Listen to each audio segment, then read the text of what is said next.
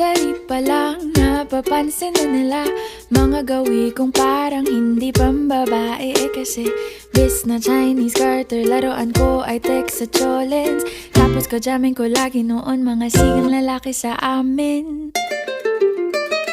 Nung ako'y mag-high school ay napabarkada sa mga bay. Curious na babae na ang hanap din ay babae. Sa halip na makeup kit, bit-bit ko ay gitara. Tapos pormahan ko lagi ay long sleeves na t-shirt at faded na lonta.